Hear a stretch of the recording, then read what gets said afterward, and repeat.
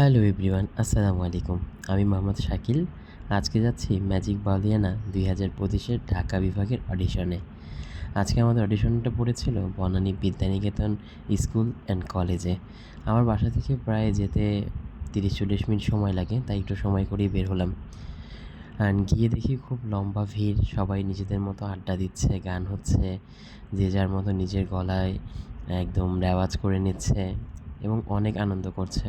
এক একজন ভাওয়াইয়া ভাটিয়ালি এবং আধুনিক কী বলে বাউল সঙ্গীতে মুগ্ধ করছিল। আমরাও সময় বুঝে আমাদের এক বড় ভাইয়ের সাথে পরিচয় হলো, তার সাথে নিজেদের গলা ঝালিয়ে নিলাম। ভাইকে গাজীপুরের আইয়ুব বাচ্চু বলে খ্যাত খ্যাত অনেকে ডাকে আর কি, আইয়ুব বাচ্চু বলে ডাকে ভাইকে। ভাইয়ের সাথে পরিচয় হয়ে ভালো লাগলো। আমার সাথে আমার এক জুনিয়র গিয়েছিল, ও শান্ত। ও অডিশন দেওয়ার জন্য গিয়েছিল এবং ও রেওয়াজ করে নিল। পরবর্তীতে আমরা যখন এন্ট্রি নিতে যাচ্ছিলাম, আমাদের খুবই অনেক লম্বা লাইন শেষ করে আমরা এন্ট্রি নেওয়ার সময় বাইরে অনেক মানুষ দাঁড়িয়েছিল, অনেক গার্ডিয়ান আসছে, দেখে ভালো লেগেছিল। এবং এখানে যাওয়ার পর আমার এক ভার্সিটির বড় ভাইয়ের সাথে দেখা হয়। উনি ভিটিপির একজন তালিকাভুক্ত শিল্পী, ফাহিম ভাই। ফাহিম ভাই খুবই আন্তরিকতার সাথে আমাদের সাথে পুরো সময়টা ছিল। ফাহিম ভাইকে অসংখ্য ধন্যবাদ আমাদের সাথে সময় দেওয়ার জন্য। কথার ফাঁকে ফাঁকে আমরা দেখছিলাম যে আরও অনেক মানুষ এন্ট্রি নিচ্ছিল। অনেক প্রতিযোগিতা এখনও বাইরে দাঁড়িয়েছিল, প্রায় 1500-র অধিক হবে প্রতিযোগিতা আজকে। এবং দিনটাও ভালো ছিল। এর মধ্যে দেখলাম আয়েশা খান আপু আসছে এখানে।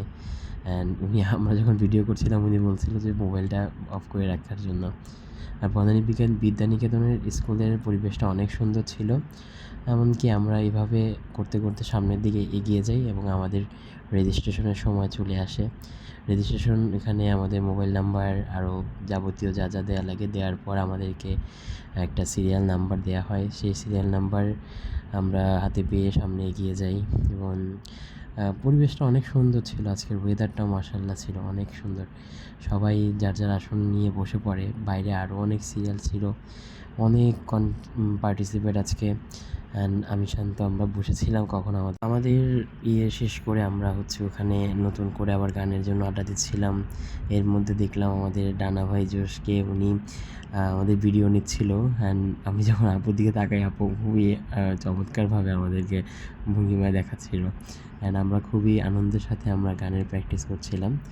পরবর্তীতে আমরা আমাদের বিচারকদের দেখতে পেলাম, তারা এই ফটোশ্যুট করছিল টুকটাক আর কি। এভাবেই চলছিল আমাদের ম্যাজিক বাউলিয়ানা। এরপর আমাদের প্রোগ্রাম শেষ করে আমরা লাঞ্চ করলাম, শান্তর তরফ থেকে লাঞ্চ। পরবর্তীতে বাসায় চলে আসলাম। এইটাই ছিল আজকের দিনটা।